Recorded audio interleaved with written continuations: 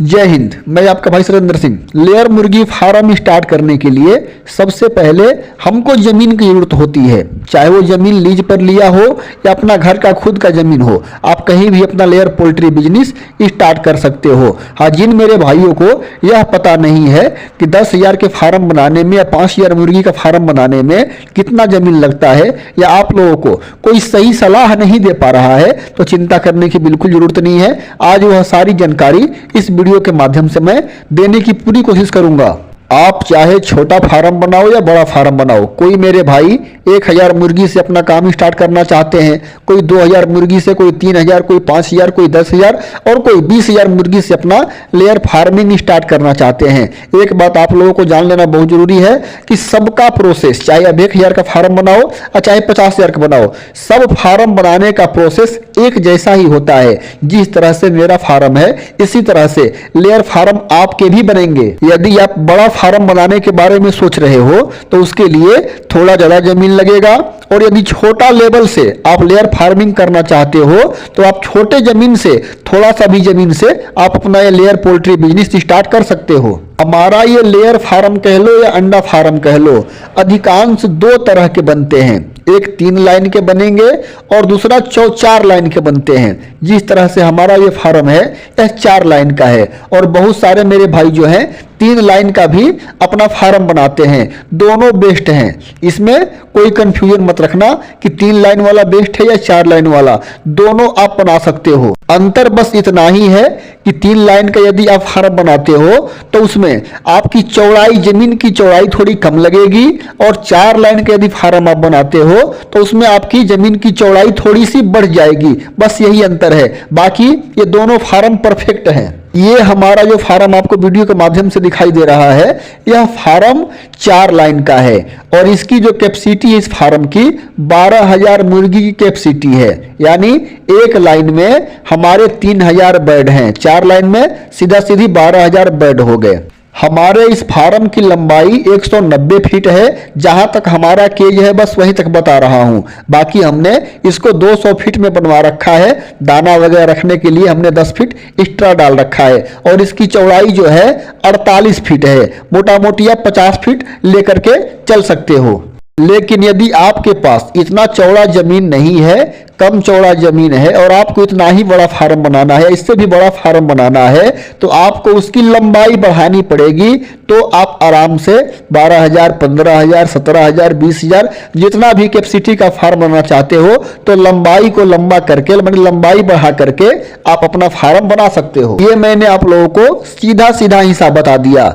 मुझे लगता है कि कुछ मेरे भाइयों को अच्छी तरह से समझ में नहीं आएगा, लेकिन आप लोगों का कंफ्यूजन मैं दूर करने की पूरी कोशिश करूंगा। यदि मैं आप लोगों को लाइन वाइज, जैसे कि हमारा 4 लाइन का फार्म है, एक एक लाइन का अगर फार्म की लंबाई चौड़ाई आपको बताऊंगा तो मुझे उम्मीद है कि आप लोगों को अच्छी तरह से समझ में आ जाएगी। थोड़े देर के लिए हम 4 लाइन के साइड को भूल जाते हैं, यानी 4 लाइन के फार्म को भूल जाते हैं। सिर्फ एक लाइन के फार्म पे हम चर्चा करेंगे। उसी के हिसाब से हम आगे के जितने भी लाइन का हमारा फार्म बनेगा उसका हम लोग कैलकुलेशन करके आराम से निकाल सकते हैं। जब भी हम अपना फार्म बनाना स्टार्ट करते हैं तो शुरुआत करते हैं फर्स्ट लाइन से। पहले एक लाइन बनाएंगे, उसके बाद दूसरा लाइन, उसके बाद तीसरा लाइन। तो पहले लाइन में हमारे 6 टायर होते हैं। 6 टायर का मतलब कि 6 लाइन में मुर्गी होती है। एक नीचे वाली लाइन में, बीच वाली लाइन में और ऊपर वाली लाइन में एक साइड, और दूसरे साइड एक ही लाइन में तीनों लाइन में मुर्गी रहेगी, नीचे भी, बीच में भी और ऊपर भी। अपने फार्म के अंदर हमको केज रखने से पहले हमको स्लैब बनाने होते हैं। स्लैब के माध्यम से हम स्टैंड खड़ा करते हैं, और स्टैंड के ऊपर ही मुर्गी को रहने के लिए हम लोग जाली रखते हैं। तो स्लैब जो सबसे स्टार्टिंग का स्लैब होता है, जो सबसे साइड का स्लैब होता है, उसकी चौड़ाई हम 3 फीट रखते हैं। 3 फीट से कम नहीं रख सकते। बहुत सारे मेरे भाई जो हैं 2.5 फीट भी रखते हैं, लेकिन मेरे हिसाब से 3 फीट रखने से यह फायदा होता है कि सर्दी वगैरह के मौसम में हमको पर्दे वगैरह लगाने के लिए स्टैंड खड़ा करना पड़ता है, और स्टैंड पर चढ़ के हम पर्दे वगैरह आराम से लगा लेते हैं। थोड़ा चौड़ा रहता है तो हमको चलने में या अंडा लेकर के आने में भी बड़ा सुविधा होता है। जैसे कि हमने जाना कि जब हम अपने साइड में स्लैब बनाते हैं, प्लेटफार्म बनाते हैं, उसकी चौड़ाई, पहले प्लेटफार्म की चौड़ाई 3 फीट होती है। उसी प्लेटफार्म के अंदर हमको लोहे का एंगल डालना होता है। उस लोहे के एंगल के माध्यम से ही हमारा स्टैंड खड़ा होता है। 3 फीट का तो हमारा प्लेटफार्म यानी स्लैब बन करके तैयार हो गया।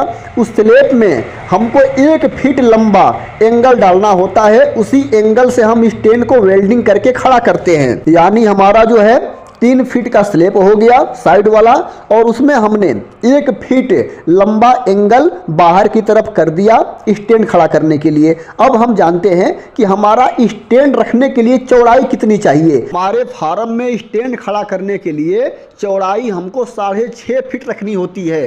3 फीट का हमारा तो स्लैब हो गया और 1 फीट हमने एंगल निकाल दिया। उसके अलावा 6.5 फीट चौड़ा हमारा स्टैंड रखने के लिए जगह चाहिए होगा। यहाँ तक आप लोगों को अच्छी तरह से समझ में आ गया। अब आगे का प्रोसेस शुरू करते हैं। आगे का प्रोसेस क्या करना है कि जैसे ही हमारा पहला स्लैब तैयार हो जाता है, स्टैंड का हमने जगह छोड़ दिया, तो अब दूसरे स्लैब के चक्कर में पड़ेंगे। तो जो बीच वाला हमारा स्लैब होगा उसकी चौड़ाई 3.5 फीट होगी। ध्यान रखना, सिर्फ साइड वाले स्लैब की चौड़ाई 3 फीट रहती है। उसके बाद बीच में जितने भी स्लैब बनेंगे, प्लेटफार्म बनेंगे, उसकी चौड़ाई 3.5 फीट प्लस उस स्लैब के अंदर हमको 1 फीट एंगल और दूसरे साइड में यानी इस साइड में जिससे हमारा स्टैंड खड़ा होता है निकालने होंगे।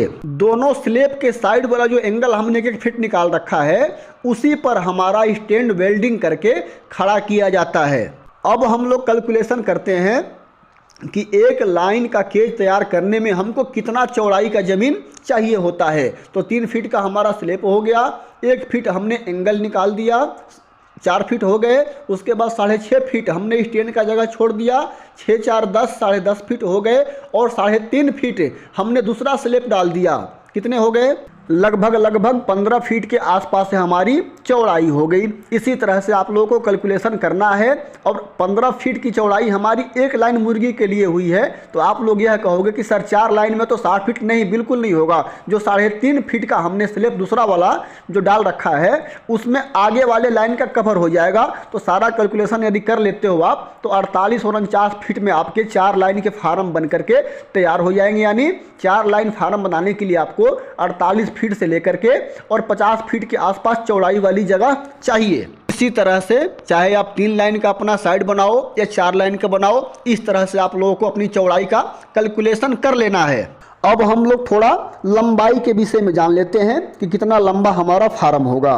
तो जब भी हम अपने स्टैंड पर केज रखते हैं तो कोई मेरा भाई जो है 20 इंच के केज में 5 मुर्गी पालता है और कोई 22 इंच के केज में 5 मुर्गी पालता है। अधिकांश लोग जो हैं 4 इंच का स्पेस दे करके केज बनवाते हैं, यानी एक मुर्गी के लिए 4 इंच का हमको स्पेस देना होता है। लेकिन मेरा ये जो फार्म है इसमें हमने 22 इंच का केज बनवा रखा है। थोड़ा सा इसकी चौड़ाई हमने बढ़वा दी जहां हमारी मुर्गी फीड खाती है, क्योंकि हमारे बर्ड को थोड़ा बढ़िया स्पेस मिल जाता है। हालांकि 4 इंच भी यदि आप गैप रखते हो तो कोई दिक्कत नहीं है, वो अपना अपना हिसाब किताब होता है। मेरा थोड़ा हिसाब किताब अलग है। हमारे इस फार्म की लंबाई 190 फीट है। 190 फीट की लंबाई में हमारे जो हैं केज आए हुए हैं 100 केज, यानी एक लाइन में हमारी 500 मुर्गी है। यानी 3 लाइन में 1500 इधर और 1500 उधर, यानी 3000 हमारा मुर्गी का ये जाली है। यानी हमारे 4 लाइन के साइड में एक लाइन के केज में 3000 मुर्गी, यानी 1500 एक तरफ और 1500 एक तरफ है। यदि इस केज को हमने 20 इंची का करवाया होता तो 500-600 मुर्गी हमारी और बढ़ सकती थी। लेकिन हमारा जो है 22 इंच का केज है, इसलिए हमारी फार्म की जो क्षमता है वो 12000 है। तो इस तरह से आप लोगों को अपना लंबाई देख लेना है कि कितना लंबा आप अपने फार्म बनाओगे तो उसमें कितनी मुर्गी आ जाएगी। उम्मीद करता हूं कि यह सारी जानकारी आप लोगों को अच्छी तरह से समझ में आ गई होगी। इस वीडियो में इतनी जानकारी। यदि आप लोगों को इसके अलावा भी कोई कन्फ्यूजन हो तो मुझे कमेंट करना। मिलते हैं अगले वीडियो के साथ, तब तक के लिए नमस्कार।